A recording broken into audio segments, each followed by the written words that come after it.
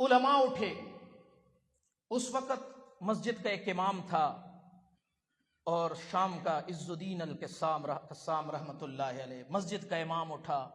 اس نے جہادی تحریک بھی برپا کی، محنت بھی اپنے بیچارے نے شروع کر دی جتنا ہمارے علماء کر سکتے ہیں معاشرے میں. انہوں نے ایک استفتاء تیار کیا اور کہا کہ یہ پورے عالم اسلام میں بھیجیں گے تاکہ یہ فتویٰ حاصل کیا جا سکے اور مسلمانوں کو ڈرایا جا سکے کہ یہ زمین بیچنا ناجائز ہے. الازہر سے جواز کا فتویٰ ملا. اس وقت عالم اسلام میں صرف ہمارے اکابر تھے جنہوں نے یہ فتویٰ دیا. آج بھی امداد الفتاوی میں وہ فتویٰ، حضرت امداد الفتاوی میں امداد الاحکام میں علیحدہ سے بھی چھپا ہے، حضرت تھانوی رحمۃ اللہ علیہ کا وہ فتویٰ موجود ہے. دیوبند سے جو فتویٰ گیا کہ یہود کو زمین بیچنا حرام ہے، اور حضرت تھانوی رحمۃ اللہ نے لکھا کہ جو شخص، جو مسلمان یہودی کو زمین بیچے زجرن فی القول، اس کی تکفیر بھی کی جا سکتی ہے، اس کی تکفیر بھی کی جا سکتی ہے. یہ ہمارے حضرات کی بصیرت تھی الحمدللہ. یہ ویسے جملہ معترضہ کے طور پر کہ ہمارے اکابر کی نگاہ اس وقت کہاں تک پہنچ رہی تھی کہ یہ کیا فساد بننے والا ہے. بہرحال زمینیں بکتی گئی.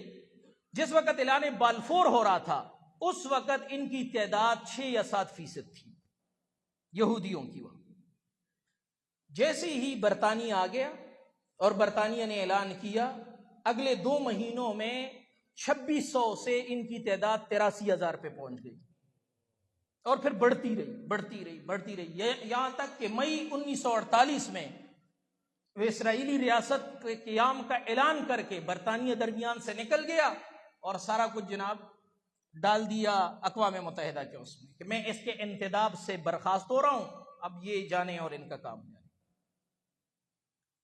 اور اسرائیل کے قیام کا اعلان ہو گیا. اب میرے بھائیوں، خود ہمارا کیا کردار رہا اس حوالے سے؟ عز الدین القسام شہید رحمۃ اللہ علیہ 1935 کو شہید کر دیے گئے تھے. بعد میں بھی تحریکیں اٹھتی رہیں، جیسے 1948 ہی میں فلسطینی تحریک اٹھی، 1949 میں اٹھی. لیکن آپ کو افسوس ہوگا کہ اس وقت کے اردن کے شاہ عبداللہ نے انہی فلسطینی مجاہدین کے کمر میں چھری گھونپی اور ان کے ساتھ غداریاں کی. 1965 میں 67 میں جو جنگیں ہوئی، پھر PLO قائم کیا گیا، بڑی طویل تاریخ ہے. اور 67 میں جو ہے وہ یاسر عرفات اٹھا، الفتح اس نے بنائی.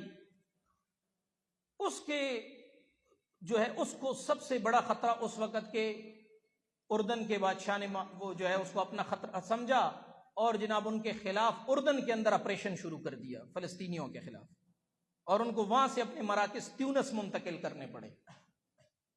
یہ ہمارا کردار ہے. انور سادات ایک جوش کے ساتھ اٹھا تھا اسرائیل کے خلاف. وہ شخص کس پوزیشن پہ آیا؟ اسرائیل کو تسلیم کرنے کی پوزیشن پہ آیا. انور سادات کو گولی مار دی گئی، شاہ عبداللہ کو گولی مار دی گئی. جیسے آپ اندازہ کریں، ایک تو یہ منظرنامہ تھا، اندر بھی ایک تحریک چل رہی تھی. وہ کون تھے؟ وہ عوام تھے. وہ نہیں مانتے تھے کہ بھئی ہمارے حکمران اپنا وزن اسرائیلی پلڑے میں ڈالے. پھر 1971 میں ہم نے کیا کیا؟ خود ہمارے اپنے اس وقت کے ڈکٹیٹر، اپنے 3 امیر المومنین کہلانے والے، کیا انہوں نے فلسطینی مجاہدین کے خلاف اردن کا ساتھ نہیں دیا؟ 1971 میں ہم نے کیا کیا؟ حتیٰ کہ یاسر عرفات اس موڑ پہ آ گیا کہ 88 میں اس نے 2 ریاستی فرمولیے کو اوسلو معاہدے کے تحت قبول کر لیا. وہ جو ہیرو تھا وہ اس موڑ پہ کیوں آیا؟ بہت سے اسباب ہو گئے، غداریاں، سب کچھ، لیکن عربوں کی منافقت، اس کاس کے ساتھ عربوں کی منافقت، اس کو اب ہم نکال نہیں سکتے. تاریخ بے رحم ہوتی ہے، وہ ہر چیز کا کچا چھٹا کھولتی ہے. میں بہت اشارات میں بات کر رہا ہوں. یہ اس منافقت نے ان لوگوں کو وہاں تک پہنچایا کہ جس وقت انور سادات قتل ہوا ہے اس وقت نہ مصر میں کوئی ماتم کرنے والا تھا، نہ کوئی جنازہ پڑھنے کے لیے بھی کوئی تیار نہیں تھا. اور پھر اس کے بعد یاسر عرفات کے بعد اوسلو معاہدہ کروا کے جس شخص کو سامنے لایا گیا، محمود عباس، بہائی مذہب کا ہے. جس طرح ہمارے یہاں قادیانی ہے، اس طرح عرب میں قادیانیوں کا متبادل بھائیوں کو کھڑا کیا گیا. وہاں حماس 87 میں قائم ہوئی، اس کے خلاف جن لوگوں کو صف اول میں وہاں قیادت دی گئی، محمود عباس اور اس طرح ان کی اکثر یہ بہائیوں پر مشتمل ہے. جیسے ہمارے ہاں قادیانیوں کو ہمارے اداروں میں گھسایا گیا ہے پاکستان کا تشخص مٹھانے کے لیے اور پاکستان کا تشخص پامال کرنے کے لیے اور پاکستان کی جو عالمی سیاست میں ایک حیثیت تھی اس کو مجروح کرنے کے لیے، ویسے وہاں ہو گیا. وہ بھائی مذہب کا آدمی ہے، وہ تو ان کے ایجنڈے پہ چلے گا، وہ پکا کافر ہے، جس طرح قادیانی کافر ہے. تو میرے بھائی یہ تو عرب تھے. ہمارا کیا رہا؟ پاکستان کا فلسطین کے کاس کے حوالے سے کیا ہو رہا؟ علامہ اقبال مرحوم وہ پہلے شخص تھے جنہوں نے خود فلسطین کا دورہ کیا، مفتی اعظم امین الحسینی سے ملاقات کی، اور یہاں آ کے اس نے مسلم لیگ کے اندر اس حوالے سے ایک بیداری پیدا کی. ابو الکلام آزاد وہ آدمی تھے جس نے مفتی محمد عبدہ، رشید رضا مصری، ان لوگوں سے رابطے کیے، ان کے خطوط موجود ہے، اور اس مسئلے میں انہوں نے عالم عرب کو اٹھانے اور اس کی فکر کی. اور اس وقت کانگریس میں جو علماء تھے وہ بھی، مسلم لیگ میں جو سنجیدہ حضرات تھے وہ بھی، یہ اس بات پہ متفق تھے کہ اسرائیل کا وجود عالم اسلام کے لیے ایک بہت بڑا خطرہ ہے. اور قائد اعظم محمد علی جناح کے سینکڑوں بیانات ہیں جس میں انہوں نے اسرائیل کا وجود مسترد کیا. روزویلٹ کے نام ان کا جو خط ہے امریکی صدر کے نام ریکارڈ پہ موجود ہے، اس میں اسرائیل کو ناجائز بچہ کہا گیا یورپ کا جس وقت پاکستان کو وجود ملا. اور ہمارے پہلے وزیر اعظم لیاقت علی خان مرحوم امریکہ کا دورہ کرنے گئے، پہلا دورہ. لیاقت علی خان صاحب کی تقریر کے بعد جو کانگریسی پارٹی کی صدر نے، امریکی کانگریس کے صدر نے جو تقریر کی، آج بھی ریکارڈ پہ موجود ہے. اس پوری تقریر کا لب لباب کیا تھا کہ لیاقت علی خان کو کہا گیا کہ ہم پاکستان نوزائیدہ ریاست ہے، ہم آپ کو یہ دیں گے، آپ اسرائیل کو تسلیم کر لیں. لیاقت علی خان مرحوم نے ایک جملے میں جواب دیا تھا، mister gentleman, our soul not for sale. صاحب بہادر، ہماری روح برائے فروخت نہیں ہے. فلسطین ہمارا روحانی مسئلہ ہے، یہ ہمارا مذہبی مسئلہ ہے، میں اپنے روح اور مذہب کو نہیں بیچ سکتا. یہ کس کا بیانیہ ہے؟ قائد اعظم محمد علی جناح، لیاقت علی خان مرحوم. لیکن دوسری سائیڈ پہ آئے، سر ظفر اللہ خان، پہلا قادیانی وزیر خارجہ، اس نے 1952 میں امریکہ کے اندر اسرائیلی وزیر خارجہ سے ملاقات کی. 1953 میں وزیر خارجہ نے، ہمارے جو قادیانی وزیر خارجہ تھے، اس نے ملاقات کی اور باقاعدہ ان کو سراہا، اسرائیل کو سراہا، اور ان کے لیے راہ ہموار کرنے کی جناب یقین دہانیاں کروائی گئی. تو یہ نہیں مطلب ہے دو رخ چلتے رہے، اور رخ بھی آپ پہچان لو کون ہے. کون اسرائیل کے پلڑے میں وزن ڈال رہا تھا پاکستان بننے کے ساتھ؟ کون اسرائیل کے سامنے سینہ تان کے امریکہ کے ایوانوں میں کہہ رہا تھا کہ ہماری روح برائے فروخت نہیں ہے؟ دونوں دیکھ لو، دونوں چہرے. اور آج بھی دیکھ لو، جو کہہ رہے ہیں کہ ہماری روح برائے فروخت نہیں ہے، یہ وہ ہے جو بانیان پاکستان کے بیانیے پہ آج تک کھڑے ہیں. اور جو کہہ رہے ہیں کہ یار دو ریاستی فارمولہ قبول کر لیا جائے. جنگیں تو ہماری انڈیا سے بھی ہوئی ہیں، سفارتی تعلقات تو ہمارے ہندوستان سے بھی ہیں، تو اسرائیل سے سفارتی تعلقات قائم کرنے میں کیا قیامت آ جائے گی. جان لو کہ یہ ظفر اللہ قادیانی کا سلسلہ ہے. کیونکہ وہ پاکستان کے بنتی ہی دونوں تصویریں ہمارے سامنے آ گئی تھی.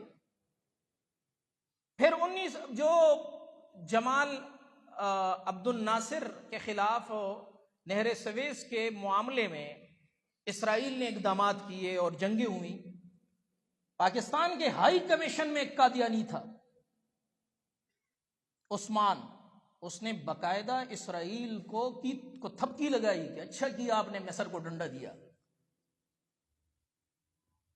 لیں پوری تاریخ لیں کہ کیا یعنی مطلب ہے ہر چہرہ آپ کو نظر آ جائے گا. پاکستان میں بھی دو طرفہ باتیں رہی ہیں اور آج بھی ہیں, اور آج تو جو ہے وہ بہت زیادہ آپ دیکھ رہے ہیں چینلوں پہ, بلکہ ہمارے محترم وزیر اعظم صاحب نے بھی بیان دیا. وزیر اعظم صاحب, آپ پڑھے لکھے آدمی ہیں, آپ ہمارے قومی بڑے ہیں, مجھ سے تو عمر میں بھی بڑے ہیں, دونوں حوالوں سے میرے لیے قابل احترام ہیں, لیکن میں آپ سے پاکستان کے ایک آزاد شہری کی حیثیت سے یہ درخواست کروں گا کہ میں آپ کے بارے میں یہ بدگمانی تو نہیں کر سکتا کہ آپ کی نظر تاریخ پہ نہیں ہوگی. آپ کن کی بولی بول رہے ہیں؟ یہ آپ کی کیا مجبوری ہے؟ یہ مسئلہ تو ہمارا روحانی ہے, یہ تو ہمارے قائدین اور بانیان نے طے کر لیا ہے, یہ مسئلہ ہمارا مذہبی ہے, ہم شروط عمریہ کے پابند ہیں, یہ مذہبی مسئلہ ہے. اسرائیل کو تسلیم کرنا اسلام سے غداری ہے, چاہے وہ یاسر عرفات تسلیم کرے, چاہے وہ حسنی مبارک تسلیم کرے, چاہے وہ انور سادات تسلیم کرے, چاہے وہ محمود عباس تسلیم کرے, چاہے پورا عرب اس کو تسلیم کر لے. کیا یہ اس کو پورے تراث اسلام کی لٹریچر میں دیکھ لیں, کیا مسلمانوں کا وہ طبقہ نہیں رہا جس نے اس کو اسلام سے غداری سمجھا؟ آپ کے بانیان پاکستان کیا کہتے ہیں؟ پھر وزیر اعظم صاحب کا ایک انٹرویو میں نے سنا, وزیر اعظم صاحب نے اس میں گفتگو میں صحافی کو یہ اس طرح کی گفتگو کی کہ میں اسے مغالطہ ہی کہوں گا, یہ مغالطہ دینے کی کوشش کی کہ دیکھیں قائد اعظم محمد علی جناح کے دور کے جو حالات تھے وہ جس نتیجے پہ پہنچے ہیں تو ضروری نہیں ہے کہ ہم اس نتیجے پہ پہنچے. تو دیکھیں قائد اعظم محمد علی جناح ہو, لیاقت علی خان مرحوم ہو, ان کے ساتھ آپ سیاسی نتائج میں اختلاف کر سکتے ہیں کہ وہ کسی سیاسی مسئلے میں ایک نتیجے پر اس وقت کے حساب سے پہنچے تھے, آج سیاسی تقاضے بدل گئے. آپ یہ دیکھیں کہ محمد علی جناح, علامہ محمد اقبال اور جو ہے وہ اپنے لیاقت علی خان مرحوم نے اس مسئلے کو سیاسی تناظر میں لیا یا مذہبی تناظر میں لیا؟ اگر وہ مذہبی تناظر میں تھا تو کیا مذہب بدل گیا ہمارا؟ یعنی مذہب بدل گیا ہے؟ یا تو کہہ دو کہ پاکستان کی آئین کی لوح پہ جو لکھا ہے کہ قرآن اور سنت کے خلاف کوئی قانون نہیں ہوگا اور مذہب کی اولیت, یا تو کہہ دو کہ جی وہ بدل گیا ہے, تاکہ معاملہ صاف ہو جائے اور ہم جو ہے وہ کسی پوزیشن کے اندر ہو کے پھر آپ سے گفتگو کریں گے. جناب یہ کیا ہے, ڈیبیٹ کا طریقہ کار ہی یہی ہے کہ پوزیشن تو واضح ہو. تو میری عاجزانہ درخواست ہے کہ ہمارے قوم کے بڑوں کو کیا ہو گیا, کیا ان کی نظر اپنی تاریخ پہ نہیں ہے, اپنے تراث پہ نہیں ہے؟ ہم کتنی تعویلیں کریں گے, اور یار ہم کتنا گریں گے, اور ہم اور کتنا گریں گے. بے یہی بیانات پرویز مشرف صاحب نے دیے تھے, انہوں نے یہی کہا تھا کہ اسرائیل کے ساتھ سفارتی تعلقات میں حرج کیا ہے. ٹھیک ہے, انڈیا, بھائی انڈیا کا معاملہ, اسرائیل کا معاملہ, آپ ان کو ساتھ میں لا رہے ہیں, عجیب بات ہے. آپ چلو مذہب سے تو آپ ماشاءاللہ مذہب کے ساتھ تو جتنی وابستگی ہے وہ ہے, لیکن نظریہ پاکستان, اس کے بانیین کو دیکھیں, انہوں نے مسئلہ اسرائیل کو کس تناظر میں لیا ہے. اس سے تو یو ٹرن نہ لیں, یو ٹرن کا سیزن ہے, سیزن ہی ہے ہر بات سے یو ٹرن. تو بہرحال میرے بھائیوں, یہ پورا ایک